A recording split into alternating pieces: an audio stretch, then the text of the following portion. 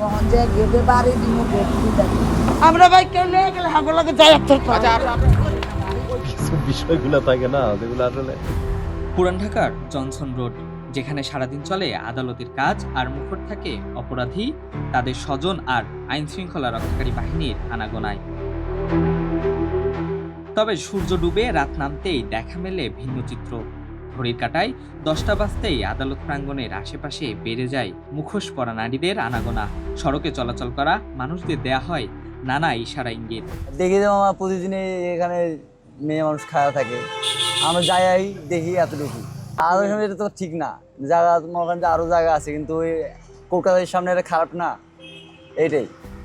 আমার ভাই প্রতিদিন প্রতিদিনই ভাই আমার চোখে পড়ে, সত্য কথা, মিশা কথা আমার কোনো ফায়দা। এখানে তো মনে করেন প্রতিদিন আমরা চলাফেরা দেখি, মেয়েরা খারাপ মেয়েরা চলেন যাই ওরা, আমরা কই না যাব না। পুলিশে এনে করার নজর দেওয়া থাকা দরকার।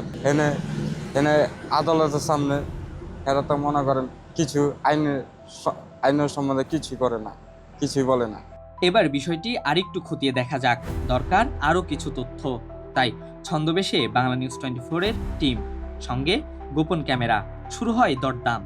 জনপ্রতি 1500 টাকায় গুলিস্তানের হোটেলে যাওয়ার কথা বললেও সর্বশেষ জনপ্রতি 300 টাকায় আদালতের পেছনের গলিতে নিয়ে যাওয়ার প্রস্তাব এই নারীর।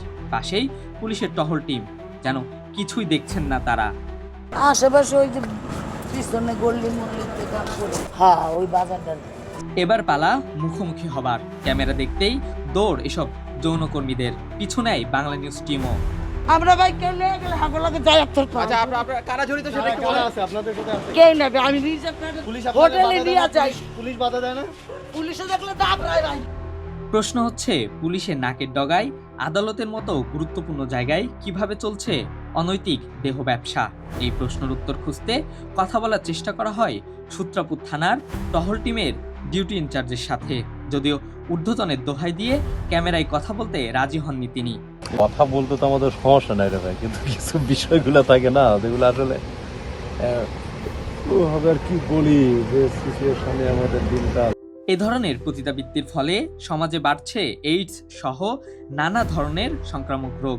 আইন শৃঙ্খলা বাহিনীর কঠোর অবস্থান এবং সামাজিক সচেতনতায় এসব কাজকে নিরুৎসাহিত করতে পারে বলে ধারণা বিশ্লেষকদের।